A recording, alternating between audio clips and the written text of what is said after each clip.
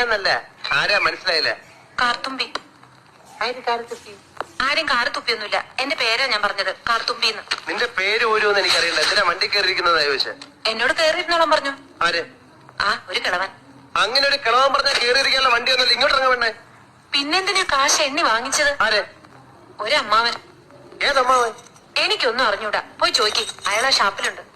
Shop? ദേ വരുന്നു. അങ്ങോട്ട് ചോദിച്ചോളൂ, എന്താ ചോദിക്കണമെന്ന് വെച്ചാ. അമ്മാവാ, ഞാൻ എന്തൊക്കെയോ പറയുന്നു. മര്യാദയ്ക്ക് സംസാരിച്ച് ചവിട്ടിന്റെ ഇയാളാണോ ഈ പെണ്ണിന്റെ കാശ് വാങ്ങിയത്? അമ്മാവൻ കാശൊന്നും വാങ്ങിയില്ല.